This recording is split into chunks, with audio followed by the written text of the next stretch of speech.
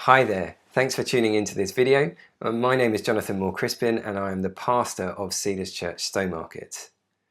The aim of this video is to explain a little bit about church membership and how that functions for us at Cedars Church.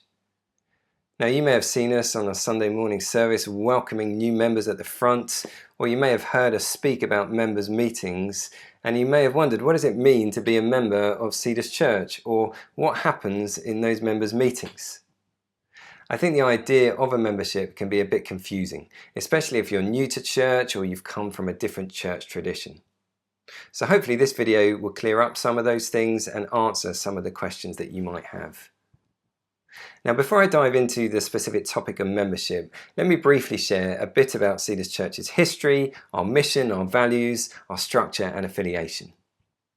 Cedars was started in 2008 when a group of Christians from Battersford Free Church, just a few miles down the road, recognised that the Cedars Park estate was growing and in need of a gospel witness.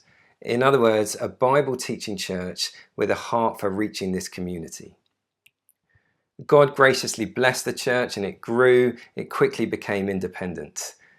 Now today we continue in that same spirit as those who started it, and our mission statement reflects that. Our mission statement is that we are a gospel-centered community on mission in Cedars Park and beyond. Let's unpack that statement a bit. There's three main words: gospel, community, and mission. Firstly, gospel. This is the good news of the saving grace that comes through Jesus' life, death, and resurrection. And we want that to be central to everything that we do. Community. We don't just attend church, we seek to do life together. The Bible speaks of the church as a family, and so that's what we aim to be. Mission. God's people are called to be on mission for Him, bringing His light and life to those around us. For us, that means focusing primarily on the Cedars Park estate, but also contributing to the global mission of spreading the gospel. We also hold to 8 core values that shape our identity as a church. Here they are. 1. The Word is our authority. We are a Bible-centered church. God's Word is our foundation for all that we believe and all that we seek to do. 2. The Gospel is our focus. We've already covered that in the mission statement, but just to say it again, we want the good news of Jesus, His Gospel, to be central to everything that we do. 3rd, worship is our posture. Worship isn't just about Sunday songs, it's about living every area of life for God's glory in adoration to Him.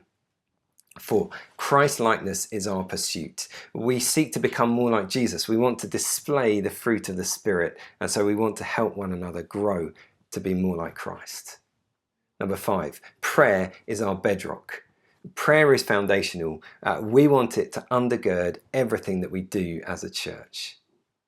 6, community is our endeavour. Again, we've touched upon this with the mission statement, but just to say it again, we are committed to building strong, supportive relationships as a family of believers. 7, service is our offering. We're called to serve. We're called to follow Jesus' example of humility and love by serving one another. And 8, mission is our calling. As a church, we are on mission to reach the lost with the good news of Jesus. Let me just say a bit about our structure and affiliation. Cedars Church is an independent church, which means we make our own decisions on things like direction and what we do with our finances and leadership. That said, we are part of an organisation called the Fellowship of Independent Evangelical Churches, the FIEC, which has 600 churches within it. And the FIEC provides resources and training and support. Now, while we're not governed by the FIEC, we affirm their doctrinal basis. That is the core beliefs about things like the character of God, the Bible, the divinity of Jesus and His saving work. We also align with their ethos statements on gospel unity, on complementarianism, and on a traditional view of marriage. Now, in the description below, I've included a few links. In the first one, you can read both the doctrinal basis and the ethos statements. And in the second one, you can watch John Stevens, the FIEC National Director, unpack what those ethos statements are all about. Now let's come to membership. What does it mean to be a member at Cedars, and how can you become one? Firstly, what is membership? Being a member at Cedars means you're a committed Christian who feels called to make Cedars Church your spiritual home, aligning with our mission and our values.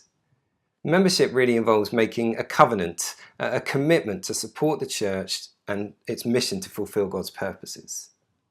Now, we hold members meetings normally 2 or 3 times a year on a Thursday night. In those meetings we provide updates on finances, we discuss key decisions, and in some cases we vote on important matters. However, we don't view this as a democracy, rather we see it as a partnership between the leaders and the members working together to discern God's direction. Membership helps the church by fostering accountability, transparency, and offering valuable input as we seek to advance God's kingdom together. So the question is then, how can you become a member? If you're thinking about becoming a member, ask yourself the following questions. Firstly, am I a Christian?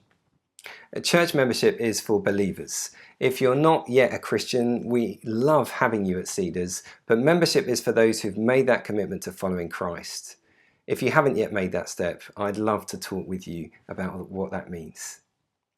Next question, do I feel God is calling me to make Cedars Church my home? If you're unsure about that, I'd encourage you to watch a sermon series that I preached called Stepping Forward Together. In that series, I spoke about what we believe, I spoke about our identity as a church and the things that we do. You can find a link to that sermon series in the description below. Next question, is this the right next step for me? If you haven't yet been baptized or you haven't joined a home group, they are probably the first steps for you to take at this point. Next question, do I affirm the doctrinal basis and am happy to be in a church that adheres to ethos statements of the FIEC? It's important that we are in agreement with our beliefs and values. So look through those statements, look through that doctrinal basis and see if you are in agreement with it. Lastly, am I willing to commit and contribute? Membership is about being willing to give through service, through prayer, through financial support, and as I mentioned, to prioritize attending members' meetings, which happen 2 or 3 times a year. Now, if you've answered yes to all those questions and you would like to pursue membership, the next step would be to speak to me or to another member of the leadership team. We'll then arrange a relaxed meeting to chat about your faith and your involvement with our church. Following that, your application will be brought to the members at one of those Thursday night members meetings where they'll have a show of hands vote to approve your application, and then after that we would welcome you into membership during one of our Sunday morning services. I really hope that this video has answered some of your questions about membership at Cedars Church. If you have any further questions, please don't hesitate to contact us at admin@cedarschurch.com. Thank you so much for watching. God bless. Bye-bye.